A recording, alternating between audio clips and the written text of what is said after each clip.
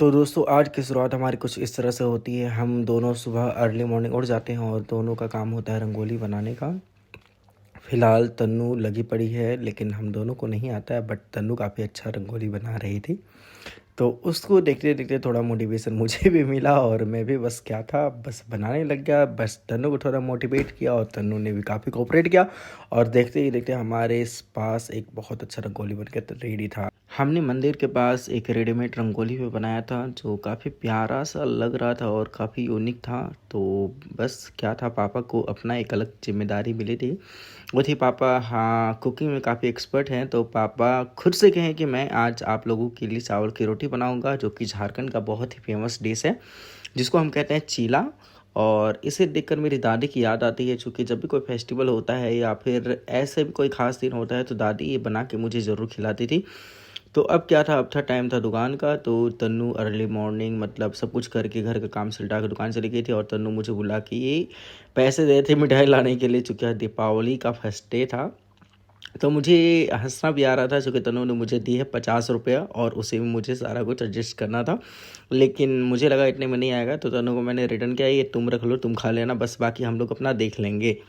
तनु के साथ थोड़ा फन करते हुए मैं चल देता हूँ मिठाई की दुकान पर चांदनी को लेकर के। और यहाँ पे ये जो दुकान है बहुत फेमस है और फेमस होने की वजह से भीड़ भी बहुत लगती है। तो मुझे कुछ समझ में नहीं आया, मैंने यहाँ पे 1 केजी लड्डू लिए और फिर क्या था, फिर चल दिया अपनी दुकान की तरफ। चूँकि भीड़ बहुत ज़्यादा था, मुझे काफ़ी प्रॉब्लम हो रही थी, चूँकि मुझे लगा नहीं मैं यहाँ से कर पाऊँगा। चलो ठीक है, अब चांदनी का टाइम आ गया था, चांदनी को कुछ गिफ्ट भी मुझे देना था। तो चांदनी के लिए मैंने अलग से स्पेशल कुछ प्लान करके रखा था। तो आज मैं चांदनी को 2 गिफ्ट दूँगा, चूँकि कमिटमेंट किया था चांदनी को कल ही कि मैं तुम्हें आज कुछ स्पेशल सा गिफ्ट दूँगा 2। तो एक तो मेरे तरफ से ये मतलब थोड़ा-सा पैकिंग गिफ्ट है और दूसरा आप देख ही रहे हैं सेलिब्रेशन मैंने दिया।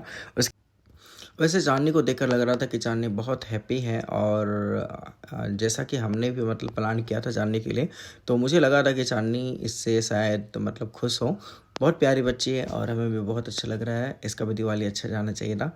तो इसके लिए हमने प्लान किया था और फाइनली हमने चाँदनी को दे दिया। अब चाँदनी का टाइम था, चूँकि शाम काफ़ी हो चुकी थी और हमें भी जाना था घर। लेकिन मुझे इस दौरान एक काम याद आ गया, वो काम ये था कि पापा की करनी थी शॉपिंग मुझे चप्पल की। तो बस क्या था, पापा को लेकर के मैं चल गया जूते चप्पल की दुकान पर, वहाँ मैंने परचेज की और आ गया तन्नू के पास। पापा ने चप्पल रिव्यू किए, तन्नू को भी ये चप्पल काफ़ी अच्छा लगा पापा के लिए, जो कि पापा के कुर्तों के साथ मैच करता और मुझे बेहद पसंद था ये।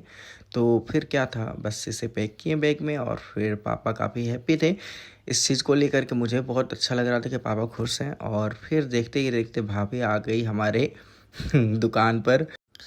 भाभी आसाम से है, तो पता नहीं आसाम की लैंग्वेज में बंगाली कैसे बात करती है, मुझे कुछ समझ में नहीं आता। क्योंकि तनु भी बंगाली है तो उसकी बातों को मैं पकड़ लेता हूँ, लेकिन भाभी का कुछ समझ में नहीं आता। भाभी को मैं बता रहा हूँ, भाभी थोड़ा हिंदी में बात किया करो, क्योंकि भाभी के लिए मैंने पहले से कुछ प्लान कर रखा था। तो मैंने बस भाभी को भी दीपावली विश किया और ये झूठ बात है, प्लान कुछ नहीं था। क्योंकि सारे कस्टमरों को मैं गिफ्ट दे रहा था, तो भाभी को भी सोचा इसी को चिपका दूँ। और चिपकाने के बाद भाभी काफ़ी देखी, वो समझ में नहीं आया, तो मैंने उसको रिवील किया कि ये कुर्सी में लगाने वाला बैग है, जहाँ पे बच्चे पढ़ के अपनी कोई भी यूटेंसिल्स या पानी का बोतल कैरी कर सकते हैं। तो भाभी फिर भी स्टिल हैप्पी थी और हमें भी अच्छा लगा, चलो ठीक है। भाभी को मैंने प्रॉमिस किया, भाभी रात को मैं आपके घर आऊँगा, लेकिन टाइम जैसा होगा ऐसा प्लान करोगे। भाभी बुलाते हुए चली गई और ये क्या, सामने हमारी प्यारी सी बच्ची थी राशि, जो कि काफ़ी इंटरटेन कर रही थी बम पटाखे के साथ। एक छोटा सा मतलब आजकल जो है ट्रेंड में बम मिला है, तो उसके पापा ने वो खरीद दिए थे और वो बस मज़े लिए जा रही थी। तो मैंने भी उसे अपने पास बुलाया और थोड़ा सा अपने प्यार बरसाएं। और फिर क्या था, मैंने थोड़ा चेक किया इसके साथ कि आखिर बम फूटता कैसे, क्योंकि मेरे लिए भी एक नया एक्सपीरियंस था। एक्चुअली इसके अंदर था कुछ नहीं, इसके अंदर बारूद भरी हुई थी, एक छोटी सी पुड़िया बनाया हुआ था और इसे ऐसे ही रोड पे ऐसे पटका जाता है, तो कुछ आवाज़ करता है, कुछ ऐसे ही मतलब बिना फूटे ही वो मतलब डिस्पोज हो जाता है। तो ये दिन देख कर के मुझे बहुत अच्छा लगा, तन्नू को भी पुराने दिन याद आ गए और तन्नू काफ़ी अच्छा थी, उसे भी इमेजिन कर रही थी अपनी लाइफ को जब वो छोटा थी। और मुझे भी बहुत अच्छा था दिवाली सेलिब्रेट करना। तन्नू को काफ़ी अच्छा लग रहा था ये पल, तो वो बस अपने ड्रेस को दिखाकर बोल रही थी कि तारीफ़ कराना चाह रही थी कि मेरा ड्रेस कैसा लग रहा है। इसी बहाने मैं अपने घर तक पहुंच जाता हूं और ये देखो हमारे घर के गेट के सामने हमारी हमारी प्यारी सी मतलब हमारी प्यारी सी फैमिली मेम्बर्स जो हमारा वेट कर रही थी और वेलकम कर रही थी। और अब क्या था, टाइम था दीपक जलाने का, तो पापा ने तैयारी पहले से ही कर रखी थी। तनु फटाफट घर आके कपड़े चेंज कर ली और साड़ी पहन ली, चूँकि सुबह से ही अर्ली मॉर्निंग से ही हैप्पी थी कि मैं आज रात को साड़ी पहनूंगी, लेकिन टाइम कम था इसलिए तनु ने गेटअप काफ़ी कम समय में ही किया। स्टिल उसने अभी तक चूड़ी नहीं हाथ में डाले, लेकिन फिर भी ठीक था। चलो ठीक है, पूजा भी करना था, मुहूर्त भी निकला जा रहा था और हम ऐसे भी लेट हो गए थे। जैसे तैसे हमने थोड़ा जल्दी कर लिया, चूँकि मुहूर्त का समय था वो निकला जा रहा था। हमने जैसे तैसे मतलब जो भी चीज़ें थी डेकोरेट किया, चूँकि कुछ काम हमने सुबह ही कर लिए थे और कुछ काम शाम को करना था, तो स्टिल कुछ कस्टमर आ गए थे, इसकी वजह से हम थोड़ा लेट हो गए थे।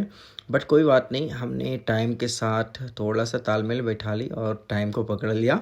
और तन्नू काफ़ी हैप्पी थी, पापा भी हैप्पी थे, पापा भी नए कुर्ते पहने हैं। और ये देखो पापा फिर से शाम को खीर बनाने की जिम्मेदारी पापा को मिली थी, तो पापा स्टिल खीर बना रहे थे और मैं डेकोरेशन ये सारा मैंने किया था। और यहाँ फटाके की आवाज़ सुनकर मुझसे रहा नहीं गया, तो मैं बाहर चेक करने के लिए निकल पड़ा।